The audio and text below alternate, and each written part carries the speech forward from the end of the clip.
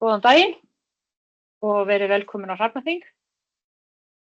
Tæknin var eitthvað að stríða okkur í síðasta Hrafnaþingi og ég vona að við séum búin að leysa þau mál núna. Mér langaði að biðja áhugasama að skrifa spurningar leið og þeim dettur þær í hug í Q&A eða spurningadálkinn þarna með spurningamerkinu. Því þá getum við farið yfir þær í lokin. En annars ætlaði ég bara að gefa boltann yfir í Garðabæinn. Takk.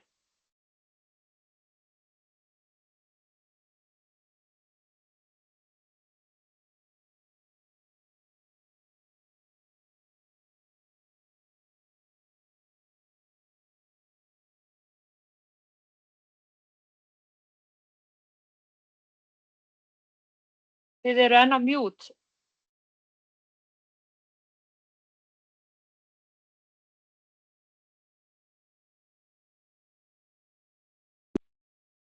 Yes. Það núna komið? Já. Ok. Bara velkomin þá aftur í Rauðaholt í Garðabæ. Við erum sem sagt að halda Hrafnaþing bæði hér í Garðabæ og á Akureyri og aldrei að vita við höldum einhvern Hrafnaþing líka á Akranesi. Við erum komið með svo margar starfsstöðvar. Eða Mývatn eða Mývatnssveit. Já. Eða Hvanneyri. Gaman að sjá okkur svona mörg hérna í salnum. Í dag ætlar Olga Kolbrún Vilmundardóttir, landfræðingur hérna hjá Náttúrufræðistofnun, að flytja mjög spennandi erindi. Spurning hvort er hægt að bæta við enn einni vistgerðinni hér við íslenskar vistgerðir. Erindið heitir Gróður og jarðvegur á Skeljasandsengjum. Finnst til fágæta matseir. Hvernig segir maður? Macher. Vistgerð á Skeljasandsengjum á Íslandi. Og þið sem í salnum getið bara rétt upp hendi og spurt eftir fyrirlestum. Gjörðu svo vel. Takk kærlega fyrir, Anna, kynninguna. Mig langar í dag að segja ykkur aðeins frá rannsóknum sem við unnum síðasta sumar á tilgátuvistgerð sem við höfum kallað Skeljasandsengi. En það er margt sem bendir til að upp af Skeljasandströndum á Vesturlandi og Vestfjörðum séu aðstæður með þeim hætti að þær séu sambærilegar þeim sem finnast á Machersvæðum á Bretlands. Og ég sýni ykkur bara aðeins efnistök þessa erindis. Þá ætla ég að byrja á að segja ykkur aðeins frá vistgerðum og þeirri vinnu sem hefur verið unnin hér á Íslandi. Síðan ætla ég að segja ykkur frá Macher. Ég ímynda mér að þessi forvitin hvað þetta er. Loks kynna rannsóknirnar sem við unnum sumarið 2023 á Skeljasandsengjum. Fara í gegnum helstu niðurstöður og ályktanir út frá þeim og reyna að svara þeirri spurningu hvort að Skeljasandsengi séu sambærileg Machersvæðum. En byrjum á vistgerð.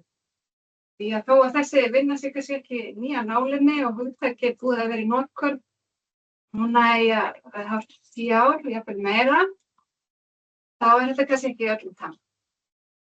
Og í grunninn þá er vistgerð svæði eða landeining sem einkennist af ákveðnum samfélögum plantna og dýra þar sem ólífrænar umhverfisþættir, eins og loftslag, jarðvegur og jarðvegsraki, eru svipaðir. Og hér á Náttúrufræðistofnun var unnið að skilgreiningu vistgerða allt frá síðustu aldamótum þar til vistgerðaflokkunarkerfið var gefið út árið 2016 og í því var vistgerðum á landi, í fjörum og ferskvatni lýst og vistgerðaflokkunin hún tekur mið af UNES-flokkunarkerfinu sem er evrópskt flokkunarkerfi, notað í mörgum löndum. UNES stendur fyrir European Nature Information System og á því byggir til að mynda samræmd náttúruvernd í Evrópu. Og undir Bernarsamningnum er birtur listi yfir vistgerðir sem að taldar eru verndarþurfi í Evrópu og Ísland hefur verið aðili að þessum samningi frá árið 1993.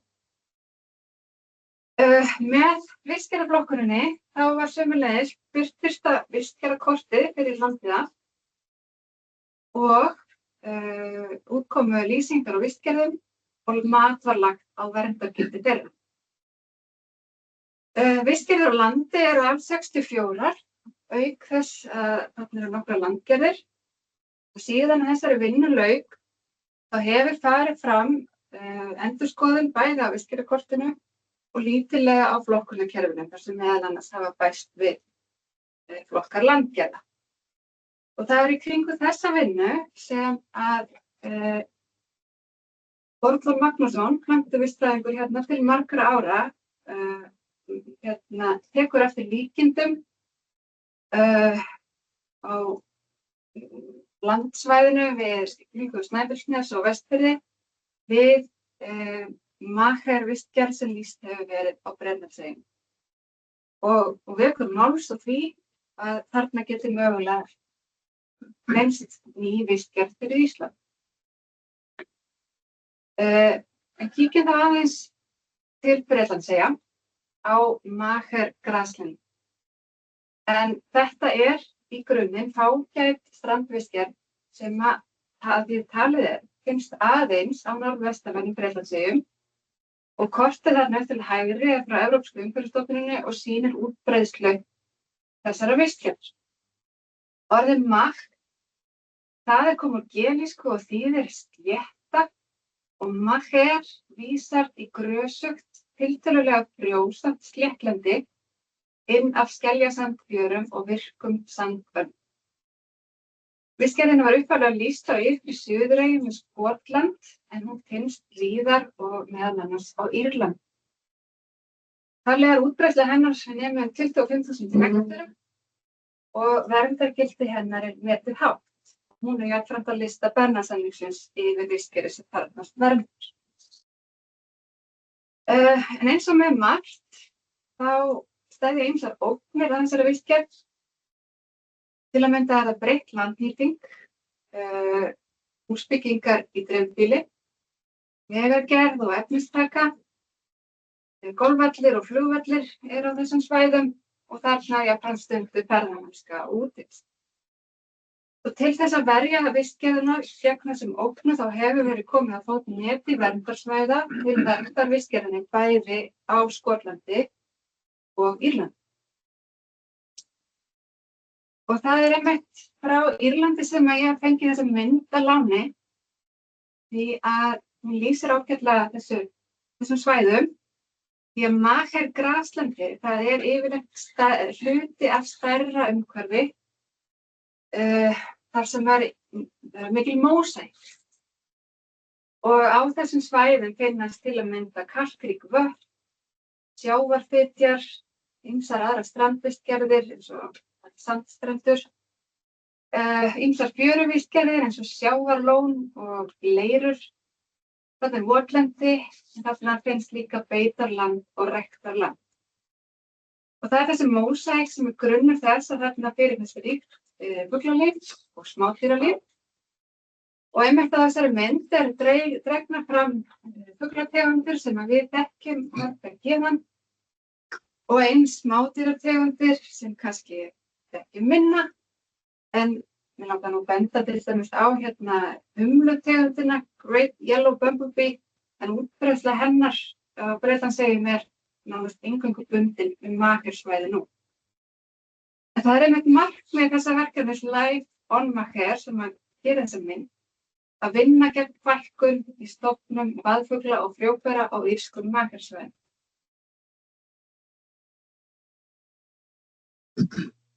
Magergraslendi nátengt landnýtingu. Þetta í rauninni hálfnáttúruleg vistgerð og hófsamur landbúnaður í rauninni lykilþáttur fyrir vernd vistgerðarinnar. Þarna aðalatriðið að sé stunduð hófleg búfjárbeit og þá einkum í því samhengi talað nautgripabeit sem ekki velja mikið úr þeim gróðri sem þeir bíta. Þannig sumstaðar stunduð akuryrkja en búskaparhættir eru sniðnir að því móti að valda sem minnstu raski á varptíma fugla. Hérna einmitt setið inn mynd af engirellu sem að nýtir meðal annars þessi magersvæði sem varpsvæði til að mynda þess akurlendið sem þarna ræktað, en útbreiðsla þessar tegundir hefur dregist mjög mikið saman síðustu öld og nú þetta síðasti vígi engirellunar, það magersvæði. En þá skulum við fara yfir gróðurinn því að það áhersla þessa erindis og það eru bæði umhverfisþættir og landnýting sem að skapa aðstæður fyrir blómríkt graslendi Magersvæði.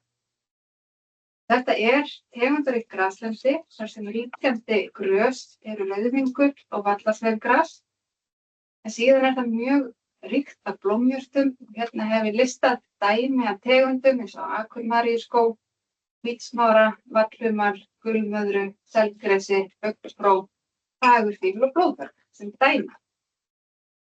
En þessi svæði, þau eru líka þekkt fyrir að þarna finnast margar tegundir af bröðlungrasa og auk þess finnast þarna ýmsar innlendar tegundir.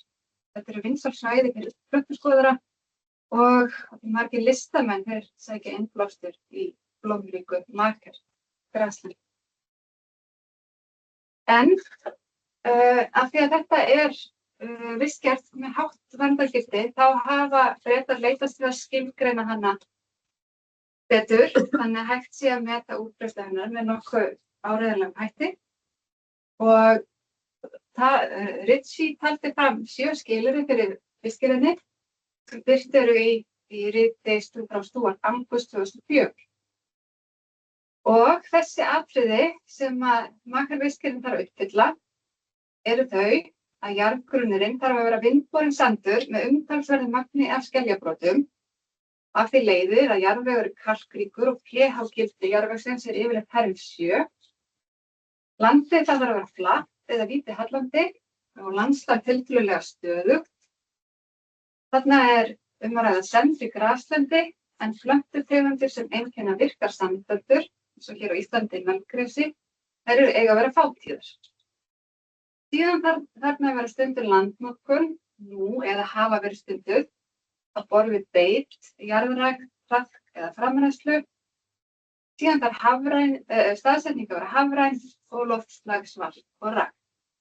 Og loks þarna atriði sem að ég hefur gráma, því það svona lýsingin ekki forsenda, og það að það eigi að flæða yfir þessi svæði eða það eigi að vera votlend að vetrið. Og þá að rannsóknarspurningunum í þessu verkefni. Okkur langaði sem sagt að lýsa plöntusamsetningu og jarðvegseiginleikum á skeljasandsrengjum og jafnframt bera þau saman við sambærileg svæði ofan svartra sandstranda, sem sagt bara okkar hefðbundnu sandstranda þar sem bergmóð eigin efni í sandinum. Við vildum kanna hvaða vistgerðir finnast á skeljasandsrengjum og í umhverfi þeirra, lýsa landslagi, skoða veðurfar og landnýtingu og reyna að svara því hvort að gróður og jarðvegur og önnur skilyrði séu sambærileg því sem finnst á magergraslendi. Og svara þér spurningu ef að maker áætla útbreiðslu makervistgerðarinnar ef hún finnst hér á Íslandi. Nú, til þess að gera þetta allt, þá lögðumst við yfir loftmyndir og kortlögðum skeljasandfjörur. Og könnuðum svo landið upp að þessum svæðum. Og ef þetta væri grasleitt svæði sem að stemdu við lýsingar á makersvæðum, þá tókum við þau gild sem möguleg makersvæði. Og við settum út á þá GPS-punkta út frá loftmyndunum sem yrðu þá mælistaðir á vettvangi. Við gerðum það sama fyrir sambærileg svæði ofan svartra sandstranda og úr varð að við unnum mælingar á gróðri og jarðvegi á 17 vistgerðasniðum á skeljasandsengjum og 6 sniðum á samanburðarsvæði. Það var í rauninni frekar erfitt að finna samanburðarsvæði þar sem skeljasandur mjög ríkjandi á þessum landsvæðum. Til þess að kafa aðeins dýpra og kortleggja vistgerðir, þá tókum við eitt svæði sérstaklega fyrir og myndum þannig dróna, útbyggum myndkort og hæðalíkan, grafum tegundir og lýstum gróður og jarðvegi á langsniðum upp frá fjörum og inn til landsins. Við unnum mælingar á vistgerðasniðum sem er svipuðum hætti og unnið var bara fyrir vistgerðaflokkunum sjálfa hér áður.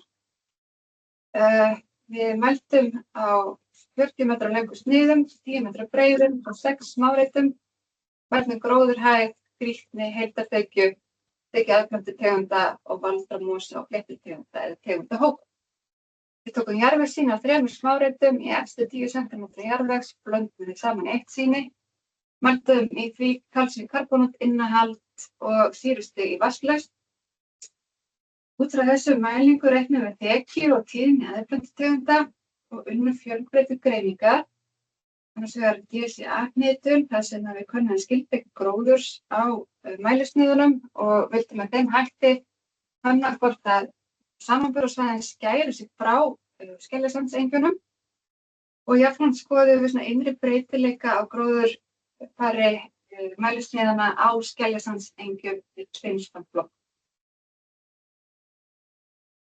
Og hér er heilmikill texti, hérna eru þá niðurstöður.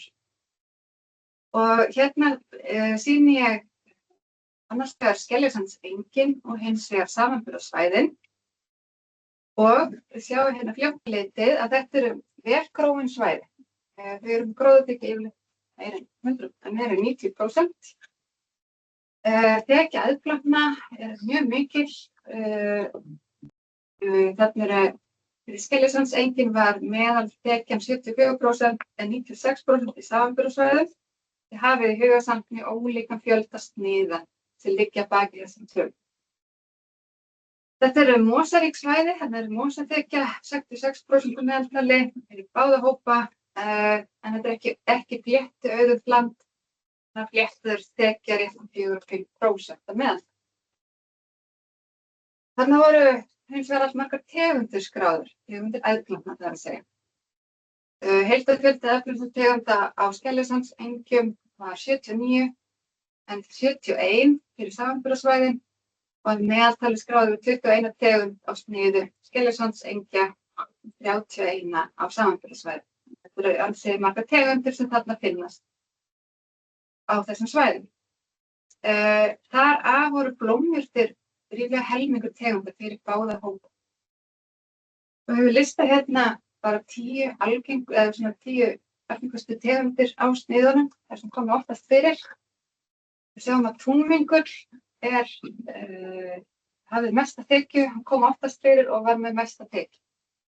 Yfirleitt og yfir 40%. Síðan koma þarna ýmsar tegundir, eins og vegarvi, gulmaðra, hvítmaðra, gullvöndur, vallarsveifgras, túnfífill, kattartunga, blóðberg og túnljurt. Sjáum að þekjan er mismikil.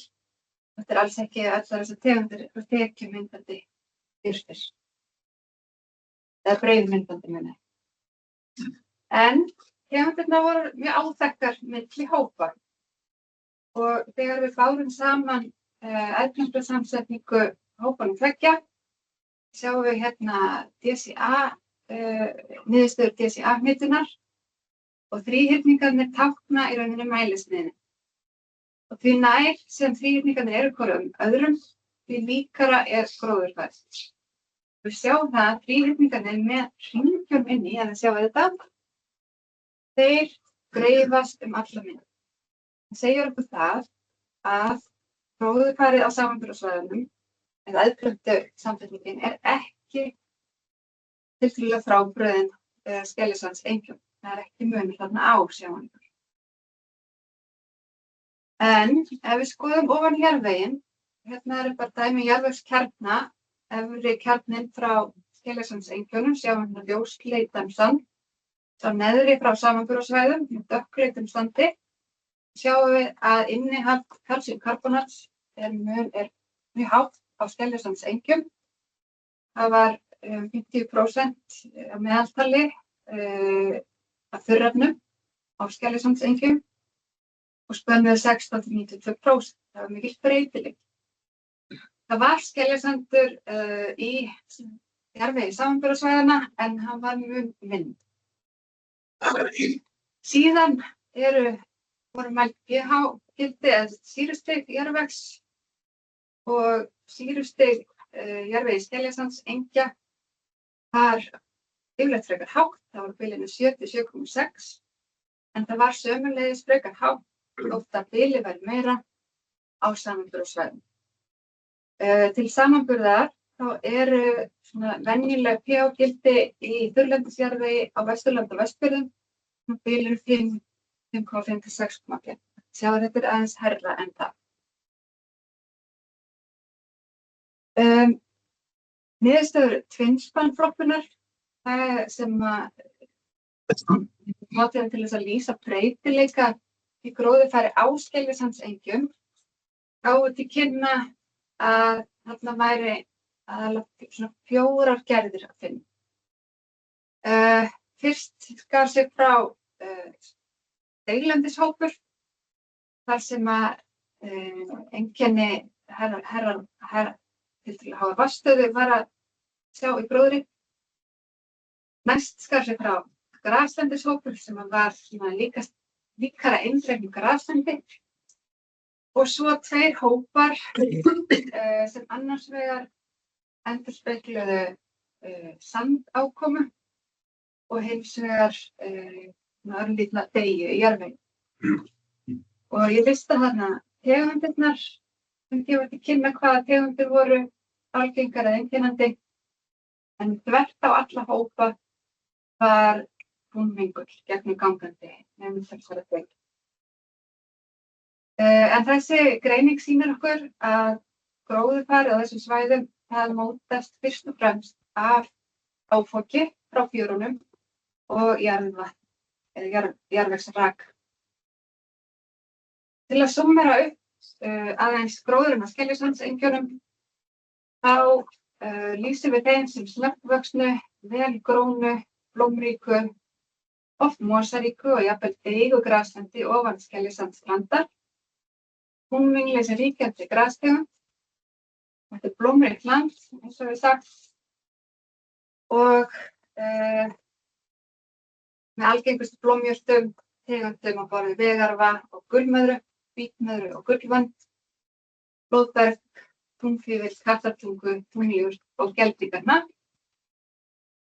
Og aðrar algengar tegundir voru vallarsauðgras og hrossanál. Og ég feitletra hérna tegundir sem eru sameiginlegar lýsingun á makarvistgerðinni. Þetta gildir sem næstu glæru líka. En eru tegundir af brönugrasætt að finna á Skeljasandsengjum? Við fundum 3 tegundir, en þær voru ekki algengar og voru fáar sem komu fyrir. Þær tegundir sem við fundum voru barnarót, spryggjargras og hjónagras. Þeim var rétt og held ég séu 7 tegundir af brönugrasættina á landinu. En þó ekki væri hérna mikið af brönugrösum, þá fundum við sáum við að þarna væru vandartegundir áberandi. Í rauninni skráði við allar 7 tegundir af maríuvandarættinni á rannsóknarsvæðinu. Þetta voru 2 þeirra ekki á Skeljasandsengjunum. En algengastar voru gullvöndurinn, en einnig grænvöndur og engjavöndur. Vandartegundirnar eiga það sameiginlegt og þær eru allar ein- eða tvíærar. Þær sækja í snögggróið og rýrt graslendi eða haldsfala, gróna gullbakka og finnast líka í brekkum eða mólum. Sumar þessara tegunda, eins og til dæmis blástjarnan, telst nokkuð sjaldgæf á Íslandi. Maríuvendlingurinn tiltölulega sjaldgæfur á Vesturlandi og Vestur. Erlendis teljast þessar tegundir sumar hvernig frekar fáflóttar og hafa átt undir högg að sækja vegna breytinga á búsvæðum. Og fyrir margar af þessum tegunda eru smádýr mikilvægir frjóvguðir. Víkjum það aðeins að vistgerðunum. Og hér sjáum við myndkort frá Vatnsflóa á Snæfellsnesi. Og við notum þetta myndkort til þess að kortleggja vistgerðir, þess að bara tilgátu kortina. Og hérna vil ég helst benda á grafsólavistina og hins vegar hrossanólavistina. Að þessar vistgerðir eru líklega þær sem eru að samsvara eða sem að heyra undir frá Skeljasandseyjum. Og hér langar, þetta er svolítið busy mynd, en mér langar aðeins að sýna ykkur bara hérna til versnið frá strönd og undir landsins. Ströndin er hérna vinstra megin. Og við sjáum að landinu hallar hérna inn til landsins. Því hallar frá virku sandöldinni við ofan við sandströndina og hallar inn til landsins. Og það er þetta svæði inn að virku sandöldinni sem er grafsóluvist og hrossanólavist samkvæmt okkar flokkunarkerfi. Og þetta væri í kjarni Skeljasandsengjanna, verði þau sérstök vistgerð. Og hér er bara örlítið myndadæmi, dæmi ljósmyndir frá þessi vistgerðum. Þetta er strandmennhólavistin sem er að virka samfaldan ofan við sandbjöruna. Síðan er það grafsólavistin, hrossanálarvist, gulstaraflóavist og gulstaraflytjavist þar sem að sjávarfalla gætist. En þessar hérna 2 eru það kjarni Skeljasandsengja. Víkjum það örlítið að landnotkun á Skeljasandsengju. En á þeim svæðum sem að farið var þá var einnig helst að segja að þarna var stundum ófjárbeit, bæði sauðfjárbeit og nautgripabeit og sums staðar sjáum við hross á beit. Þarna er stundum ferðamennska og útivist, þarna gátu verið tjaldsvæði og hótel og gistiþjónusta. Þarna eru golfvellir, þetta er flugveldur líka. Á sömu svæðum er stundum æðarækt með tilheyrandi tjarna og skurðagerð. Þá er þarna líka tún og tilheyrandi framræsla. Svo líka þarna sömu svæðin vegir og efnistaka stundir. Við skoðum veðurgögn frá 2 veðurstöðum, annars vegar Snæfellsnesi og hins vegar Vestfjörðum. Og til að súmmera upp veðurfar þessara svæða, þá er hægt að segja að veðurfarið sé hafrænt og vindasamt. Það er fremur svalt, en hitasveiflan yfir árið er frekar lítil, 10 gráður. Það er talsverð úrkoma á þessu svæðum, en þetta er ekki samt úrkoma mest svæði landsins, og hún dreifist nokkuð jafnt yfir allt árið. Það förum þá tilbaka að skilurinn Ritchies fyrir makarvistgerðin. Og við getum sagt að við getum í rauninni frá okkar niðurstöðum tékka í þessi skilyrði. Við getum sagt að jarðgrunnurinn sé vindborinn sandur töluverðum magn af skeljasandi og pH yfirleitt 7. Þetta yfirleitt flatt eða lítið hallandi land og landslag tiltölulega stöðugt. Það alveg svæði á Vestfjörðum þar sem að sandur berst upp í hlíðar og það alveg sambærilegar lýsingar frá Bretlandseyjum þar sem að tala Hilmacher eða Klembingmacher. Ég gæti átt við þau svæði. Þetta sendigraslendi en melgrasi til dæmis, það finnst yfirleitt í litlu magni. Þarna stunduð landnotkun sem að lýst frá þessu svæðum og staðsetning hafræn með röku og svölu loftslagi. Við getum ekki sagt mikið til síðasta skilyrðið en til að mynda það að hrossanál finnist víða á þessum svæðum bendir til þess að þarna sé deyja allavega mögulega þá ákveðnum árstímum. Þarna þarf kannski að leita til staðbundinna betri upplýsingar. Það aðallega þessir tveir þættir sem að mestum vafinn leikur Það hvort að landnýtingin sé nægilega sambærileg. Því að á Bretlandseyjum þá búfjárbeitin, hún stunduð vetur til og sumrin búfé beitt á almenning. Og þetta meðal annars gert til þess að tryggja að blómjurtir blómgist og þroski fræ. En ég ekki viss þetta sé praktisera hér á Íslandi. Síðan spurning hvort að loftslagið sé hreinlega nógu milt til þess að teljist sambærilegt. Og það bara óvissa það. Og þá það spurningin.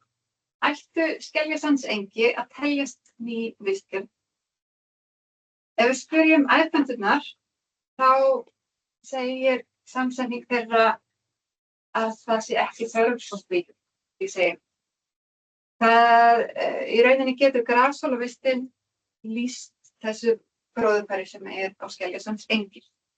En við skulum aftur hafa þann fyrirvara á að samanburðarsvæðin voru bara 6 og síðan höfum við heldur ekki upplýsingar samsetningu mosategunda. Mögulega væru mosategundirnar að segja okkur eitthvað meira en aðfengur. Hins vegar segir jarðvegurinn okkur að hann sé nokkuð frábrugðinn, því að þarna að finna sérstaka jarðvegsgerð sem að í íslenska jarðvegsflokkunarkerfinu kerfinu kallast kalkjörð, hefur þó lítið verið rannsókn hérlendis. Og það þarf hreinlega að skoða þetta mál betur, hvort að þarna séu helstu rökin fyrir því að skilgreina nýja vistgerð. Hins vegar þá leikur alveg ljóst fyrir að það mörg líkindi milli Skeljasandsenga og makarvistgerðarinnar. Það varðar gróðurjarðveg. Við höfum ekki upplýsingar fuglalíf og smádýralíf á Skeljasandsengum. Þar kannski tækifæri fyrir okkur að auka aðeins í þekkinguna í frekari rannsóknum. En við teljum samt sem áður að það sé full ástæða til að vekja athygli erlendis á Skeljasandsengi erlendis.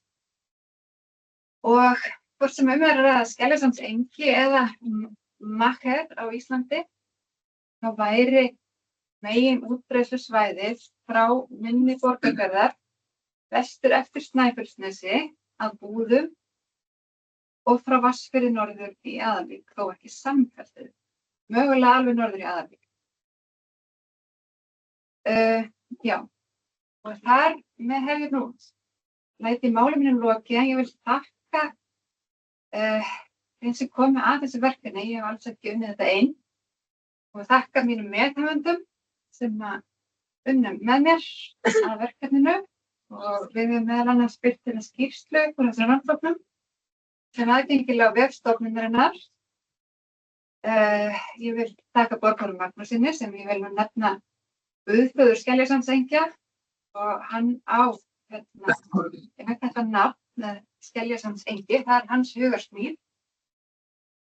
Starfsfólk náttúrustofana á Vesturlandi og Vestfjörðum kom að mælingum á vistgerðarsniðum og undir verkefninu vöktun náttúruverndarsvæða og við fengum að nýta þau gögn í úrvinnslu þessa verkefnis. Og loks þakka ég Rannsóknasjóði Vegagerðarinnar fyrir fjárveitingu sem að ýtti þessu öllu af stað. Þá þetta máli lokið.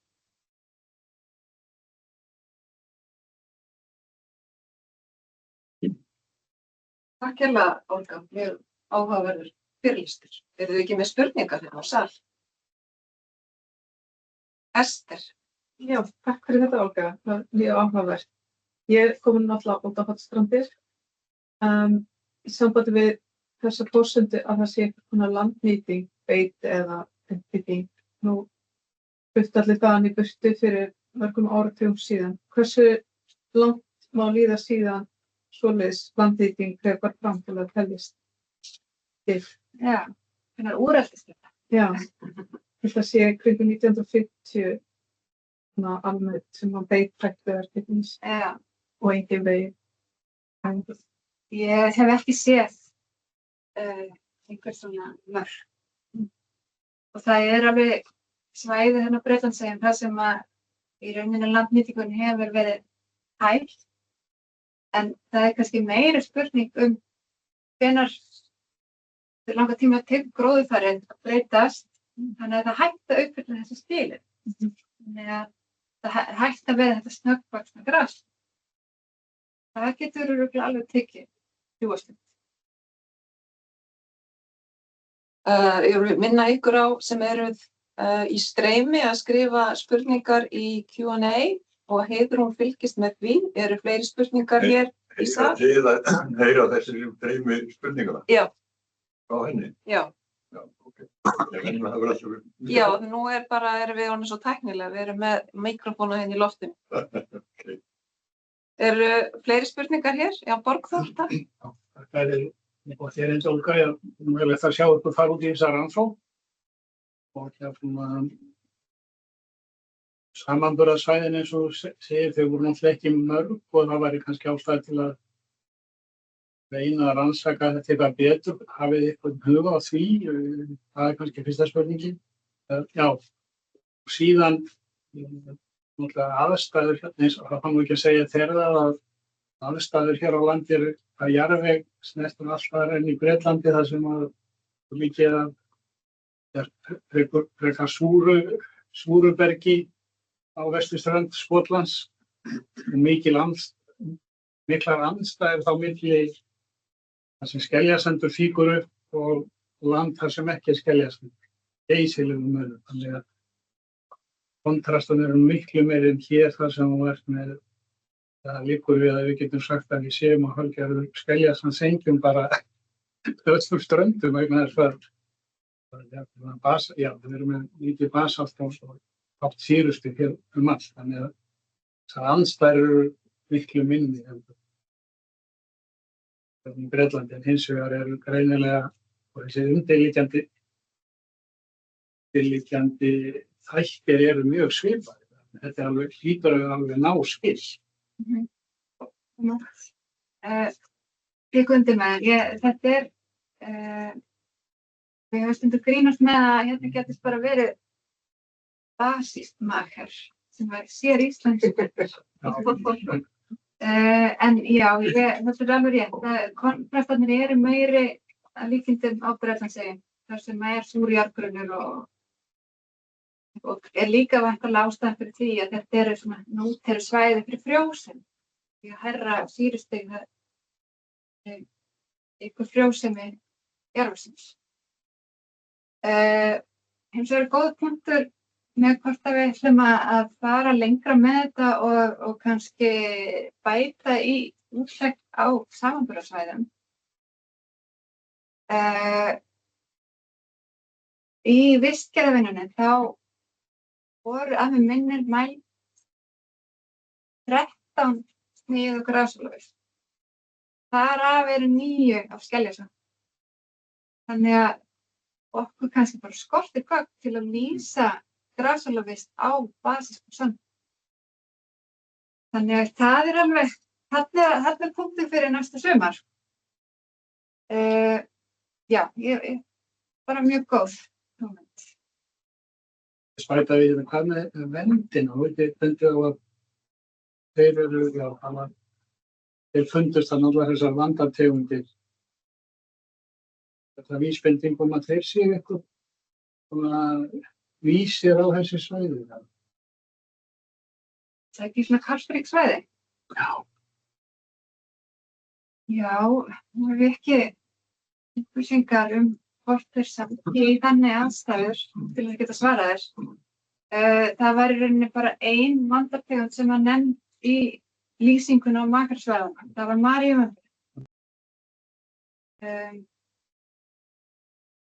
Og með kannski einhverju sem að betur að nefn hafa fyrir tegundu byllinni. Já, sko, ef ég á að, sko, eins og ég segi, ég get ekki svarað sem er fullri vissu, en þetta var alltaf það sem við tókum sérstaklega eftir og náttúrulega vandategundunar eru svolítið að því að virðist sækja svolítið í þetta snögga graslandi, þannig að þarna ertu með það, hvort sem það er skeljasandurinn eða ekki. Og svo erum við náttúrulega svona sumartegundir eins og gullvöndur og engjavöndur eru dálítið svona strandtegundir, svona því virðist með við útbreiðslu hér á landi. Ég myndi segja kannski, ef ég á bara að segja persónulega, mestu vonbrigði mín voru pínur svona að því nú eigum við, þar sem við erum með graslandi, þar sem eru breiður til þess að brönugrösum. Og það kom kannski mér mest óvart að sjá ekki brönugrasins. Það var svona, að því að það var svolítið hjá þeim og hver ástæðan er fyrir því skal ég bara eiginlega ekki segja. Ég tek undir með Borgþóri að þessar andstæður vantar kannski hér og líka var þetta bara, tegundasamsetningu að bara við vitum það að það er ekki eins þessi skörpu skil í gróðri og tegundasamsetningu eftir gróðurlendum. Þannig að það kannski dregur sig ekki eins frá. En ég myndi segja að þetta er klárlega eitthvað sem við eigum að benda á og skoða frekar og þá líka varðandi þá fánuna, bæði makró og mikró og bara einmitt að svona vekja athygli á þessu og væri náttúrulega forvitnilegt að fá einhverja til mig hingað til lands eða bara begja sem þekkja til svona þeir sem hafa þessar, hvað við segja, nú er ég mjög óvísindarlega að segja, hafa tilfinningu fyrir þessu. Já, takk Rannveig. Einhver fleiri spurningar hér? Guðjón? Já, Guðjón Jensson hérna. Nú þakka fyrir áhugaverða ásögn og skýrslu. Nú einkennist umhverfið okkar eða gróður eða svo vistkerfið landsins. Það einkennist af mjög afleiðingu af gríðarlegri rányrkju í gegnum aldirnar. Þarna á myndinni sjáum við Logabarð. Var eitthvað að sjá gróðurfar fyrr á tímann, til dæmis þetta er hug hvort það sé eitthvað af birkjuröftum sem bendir til að þarna hafi verið birkjuskógur áður. Þetta er spurning. Já. Við náttúrulega vorum ekki að grafa. Eitthvað að sjá eitthvað ofan í jarðveginn, sko. Og jarðvegurinn þarna er þess eðlis sem hann fer þykknandi því það er alltaf sandákoma frá fjörunni. Hlutirnir grafast bara niður, hægt og rólega. Það væri virkilega áhugavert að fara að skoða náttúrulega ofan í jarðveginn og skoða þetta séðast umhverfi. En ég get bara alltaf að svara strax, við sáum engin ummerki neitt tengdast birkiskógum eða eitthvað svona horfnu vistkerfi sem er horfið. En þetta eru svæði sem eru mörg hver ansi breytileg og tengjast setflutningum og þarna þarf að vera til dæmis aðflutningur sets að þessu efni á þessu svæði. Til að mynda við vatnsflóann, þá sjáum við það að ströndin hefur færst fram síðastliðna áratugi, setbúskapurinn jákvæður, sem kannski segir hvað landið hækkar og og lengist fram á sjónum. Þetta er svona ákveðin, segir ákveðin dýnamíkina á þessu svæði. Búið að vera mikið landris einmitt á Snæfellsnesi frá lokum ísalda. Já, Samt er Seljalögin í Úlandshöfða. Já, ég veit ekki hvort það tengist því að þetta er í rauninni bara síðustu áratug sem við sjáum þetta, bara við að hafa gamla loftmyndir. En síðan náttúrulega getur sumstaðar verið landnýting verið með þannig hægt ef hún ýtir undir rof, það er alveg rofabörð þarna á þessum svæðum. Og við sáum meðal annars að landeigendur höfðu reynt að stemma við rofi, bæði með því að dreifa moði eða hlaða garða og svo hefur lagt ull í rofabörð. Landeigendur voru margir hverjir meðvitaðir að þarna væri komið aktíft rof og vildi stemma stigu við. Gaman sjá. Ég held að við þurfum að fara að láta þessu lokið. Það er eftir, heiðrum við kannski eftir að koma með einhverjum spurningar. Óli er samt með eina spurningu hérna á sal. Já, þetta er einu Olga, en það svipur spurningu. Voru ég að koma með þessi engi, er þetta hástig framvindunar eða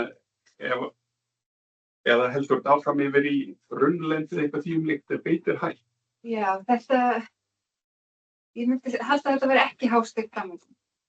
Og það er ástæðan okkur þetta kalla hálfnáttúruleg vistli frá þarf ákveðna landnýtingu til að viðhalda. Og líkast til allavega eins og þetta er þessi lýst á Skotlandi og Írlandi, þá koma hávaxnari grasþjóðundir inn og jafnvel runnar á svæðinu og taka yfir ef að beitir ekki nægir.